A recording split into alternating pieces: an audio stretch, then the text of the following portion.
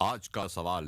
एक media scholar का कहना है कि सूरह आराफ की आयत नंबर 32 में जीनत के लफ्ज़ से मौसीकी और गाना वगैरह मुराद है। आपकी इसमें क्या तहकीक है? तो इस वजह से न शायरी हराम है, न मुसव्वरी हराम है, न मौसीकी हराम है, न ग़िना हराम है, कोई चीज़ भी हराम नहीं। ये सारी चीज़ें अल्लाह की नेमतें हैं। बल्कि उस आयत में ऊपर इन नेमतों के बारे में अल्लाह ताला ये कहते हैं कि ये जितनी जीनत की चीज़ें मैंने पैदा की हैं, इन लोगों से पूछो इसको किसने हराम किया है। आपके इस सवाल का जवाब देने के लिए मुझे सूरह आराफ की आयत नंबर 31 और आयत नंबर 32 की मुख्तसर तशरीह अर्ज़ करनी होगी। आयत नंबर 31 में है, या बनी आदम खुज़ू ज़ीनतकुम इंद कुल्लि मस्जिदिन वकुलू वशरबू वला तुस्रिफू इन्नहु ला युहिब्बुल मुस्रिफीन। ए बनी आदम, हर मस्जिद के पास जीनत इख्तियार करो और खाओ पियो, इसराफ ना करो, बेशक अल्लाह ताला इसराफ करने वालों को पसंद नहीं करते। कुल मन हर्रम ज़ीनतल्लाहि अल्लती अखरज लिइबादिही वत्तय्यिबाति मिनर रिज़्क़। आप फरमा दीजिए, किसने हराम करार दिया है उस जीनत की उन चीज़ों को जो अल्लाह ताला ने अपने बंदों के लिए निकाली हैं और पाकीज़ा रिज़्क़ की चीज़ें। कुल हिया लिल्लज़ीना आमनू फ़िल हयातिद दुनिया खालिसतन यौमल क़ियामा। आप फरमा दीजिए कि ये चीज़ें नेक लोगों के लिए, ईमान वालों के लिए पैदा की गई हैं और क़यामत के दिन सिर्फ मोमिनीन के लिए ख़ास होंगी। कज़ालिका नुसर्रिफुल आयाति लिक़ौमिन यअलमून। इस तरह हम फेर फेर के आयात को बयान करते हैं इल्म वाली कौम के लिए। इन दोनों आयतों का पस मंज़र ये है कि हुज़ूर सल्लल्लाहु अलैहि वसल्लम की बिअसत से क़बल अरब के कुछ कबाइल तवाफ़ के लिए आते तो बग़ैर लिबास के तवाफ़ करते। उनका लॉजिक ये था कि इस लिबास में हमने गुनाह किए हैं, अब इन्हीं कपड़ों के साथ हम तवाफ़ करेंगे तो हम गुनाहों से पाक कैसे होंगे। दूसरा लॉजिक ये था कि जिस तरह हम गुनाहों से पाक होना चाहते हैं, इसी तरह हम चाहते हैं कि कपड़ों से भी कुछ देर के लिए पाक हो जाएं, खाली हो जाएं। बेआईनी इसी तरह खाने पीने की चीज़ों में वो बहुत एहतियात करते और बाज़ चीज़ों से परहेज़ करते कि हमें जफाकशी इख्तियार करनी है ताकि अल्लाह का कुर्ब हासिल कर सकें और गुनाहों से पाक हो जाएं। उनके मर्द दिन को तवाफ़ करते बग़ैर लिबास के और उनकी ख़वातीन रात को बग़ैर लिबास के तवाफ़ करती। ये सूरत हाल अरब कबाइल में इतनी आम हो गई कि हुज़ूर सल्लल्लाहु अलैहि वसल्लम की बिअसत के बाद जब मुसलमानों ने लिबास के साथ अपने तवाफ़ का सिलसिला जारी रखा तो उन्होंने इन पर एतराज़ करना शुरू कर दिया कि देखो ये कितने बेअदब हैं और कितने बेज़ौक़ हैं कि इनको गुनाह माफ़ कराने का कोई फिक्र ही नहीं है और ये उन्हीं कपड़ों के साथ तवाफ़ करने में लग जाते हैं जो इन्होंने आम हालात में पहने होते हैं। जब मुसलमानों पर भी ये एतराज़ शुरू हुआ तो उन्होंने हुज़ूर सल्लल्लाहु अलैहि वसल्लम की खिदमत आलिया में ये सूरत हाल अर्ज़ की, या रसूलुल्लाह सल्लल्लाहु अलैहि वसल्लम, हम पे इस तरह की बातें हो रही हैं। उस पर ये आयतें नाज़िल हुई कि तवाफ़ की हालत में और हर मस्जिद के पास तुम्हें अपने लिबास को पहन के रखना है। इसी तरह खाने पीने की चीज़ों से भी तुम्हें कोई मुमानत नहीं है, लेकिन इसराफ ना करो, यानी ना तो बिल्कुल खाना बंद करो और ना ही इसराफ करो, मियाना रवि इख्तियार करो। आयत नंबर 32 में पूछा गया कि ये जो तुम लिबास को अपने लिए मना करार देते हो, किसने मना किया है? अल्लाह ने तो कोई मना नहीं किया। अल्लाह ने तो ये चीज़ें अपने बंदों के लिए पैदा की हैं। और इसी तरह खाने पीने की चीज़ों से अल्लाह ताला ने तो तुम्हें मना नहीं किया। ये पाकीज़ा चीज़ें किसने तुम्हारे ऊपर हराम की हैं और किसने तुम्हें मना किया है? ये पस मंज़र था इन दोनों आयतों के नुज़ूल का, जिसके बारे में आपने सवाल किया है। अब यहाँ हमारे पास स्कॉलर्स ने ये नुक्ता निकाला कि सूरह आराफ की आयत नंबर 32 में जीनत से मुराद मौसीकी है, शायरी है, मुसव्वरी है, अदब है, ये सारी चीज़ें इससे मुराद हैं। इस पर कुछ तबसरा करने से पहले मुनासिब महसूस होता है कि मैं 1400 साला मुफस्सिरीन का जो तबसरा है ان دو آیتوں کے بارے میں وہ آپ کی خدمت میں پیش کر دوں۔ حضرت عبداللہ بن عباس رضی اللہ تعالیٰ عنہما اس آیت کی تفسیر میں ارشاد فرماتے ہیں کہ یہاں زینت سے مراد لباس ہے، اس لیے کہ جب انہوں نے لباس چھوڑ دیا اللہ تعالیٰ نے لباس پہن کر طواف کرنے کا حکم ارشاد فرمایا۔ یہی تفسیر منقول ہے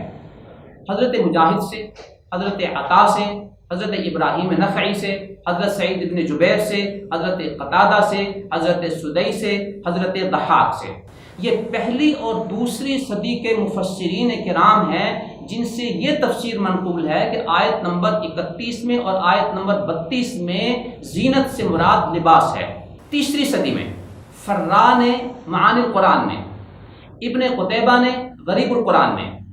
اور چوتھی صدی میں امام طبری نے جامع البیان میں یہی لکھا ہے کہ ان دونوں آیتوں میں زینت سے مراد لباس ہے۔ امام طبری نے تو عجیب بات لکھی ہے، رزق کے بارے میں تو مختلف آراء ہیں اہل تفسیر کی، لیکن بعد اجماعہم علی ما قلنا کہ زینت کے بارے میں جو موقف ہم نے اختیار کیا ہے کہ اس سے مراد لباس ہے، اس پر تو سب کا اجماع ہو چکا ہے۔ تو گویا یہاں دونوں آیتوں میں زینت سے مراد لباس ہے، امام طبری کے بقول اس پر اجماع ہو چکا ہے۔ اسی چوتھی صدی میں امام ابن ابی حاتم نے تفسیر ابن ابی حاتم نے یہی بات ذکر کی ہے۔ پانچویں صدی میں امام ثعلبی نے الکشف والبیان میں، اور امام سمعانی نے تفسیر القرآن میں، اور امام بغوی نے معالم التنزیل میں، یہ چھٹی صدی کی بات ہے۔ امام زمخشری نے تفسیر کشاف میں یہی بات نقل کی ہے، آیت نمبر 31 اور 32 میں زینت سے مراد لباس ہے۔ ساتویں صدی میں امام قرطبی نے الجامع الاحکام القرآن میں، امام بیضاوی نے انوار التنزیل میں، آٹھویں صدی میں امام نصفی نے مدارک التنزیل میں، امام ابن کثیر نے تفسیر القرآن العظیم میں، نویں صدی میں امام نیساپوری نے غرائب القرآن میں، 10ویں صدی میں امام سیوطی نے در منصور میں، 12ویں صدی میں اسماعیل حقی نے روح البیان میں، اور 13ویں صدی میں امام آلوسی نے روح المعانی میں، 14ویں صدی میں امام مراغی نے تفسیر مراغی میں، اور 15ویں صدی میں شیخ ابو بکر الجزائری نے اپنی تفسیر ایسر التفاسیر میں یہی قول نقل کیا ہے کہ آیت نمبر 31 اور 32 میں زینت سے مراد لباس ہے۔ یوں 15ویں صدی تک کے مفسرین اس بات پر متفق ہیں کہ آیت نمبر 31 اور 32 میں زینت سے مراد لباس ہے، جو طواف کے وقت بھی اور ہر مسجد میں آنے کے وقت اور آتے ہوئے ہر حال میں پہنی ہوئی حالت میں آنے کا حکم ہے، اور اس میں کوئی لاجک اس طرح کا نہیں ہے کہ اگر توبہ کرنی ہے، طواف کرنا ہے تو ان کپڑوں سے پاک ہونا پڑے گا جن میں تم نے گناہ کیے ہیں۔ یہاں پر جو بعض اسکالرز نے یہ نقطہ نکالا کہ سورہ اعراف کی آیت نمبر 32 میں زینت سے مراد موسیقی ہے، زینت سے مراد شاعری ہے، مصوری ہے، تو ان سے بڑے ادب کے ساتھ سوال ہم کرتے ہیں۔ نمبر 1، آپ نے سورہ اعراف کی آیت نمبر 33 انما حرم ربی الفواحش کی تشریح کرتے ہوئے موسیقی کو حلال قرار دینے کے لیے اتنے جذباتی کیفیت اختیار کر لی کہ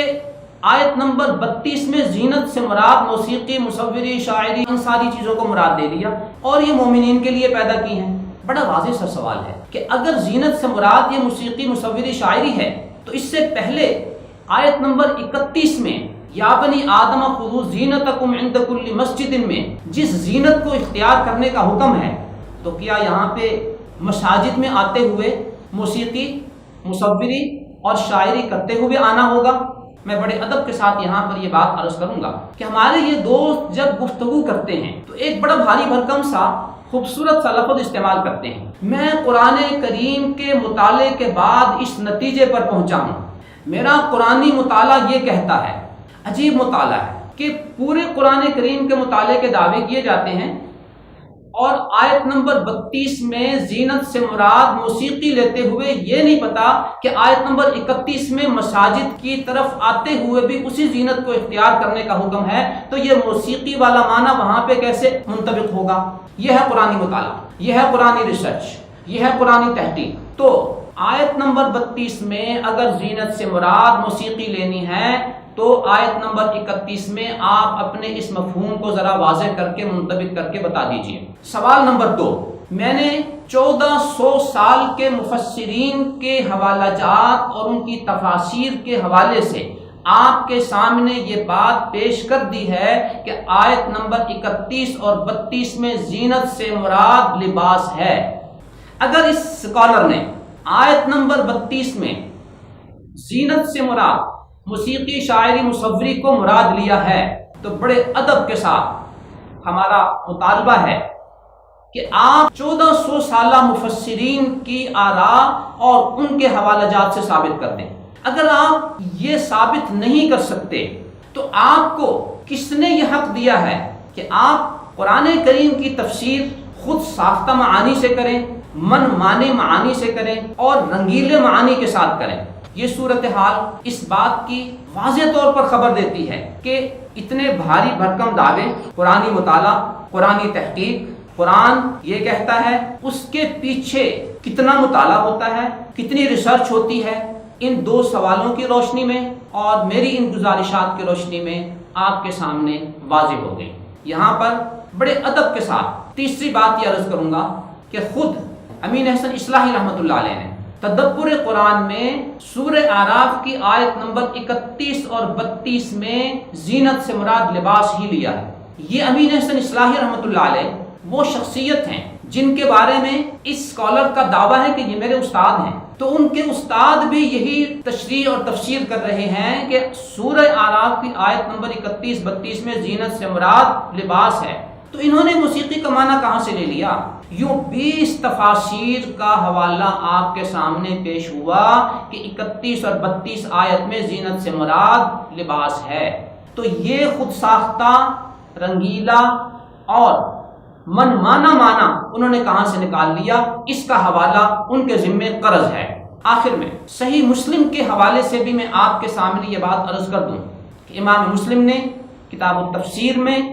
یا بنی آدم خذوا زینتکم کی تشریح میں اسی زینت کے لفظ سے لباس مراد لیا ہے، لہٰذا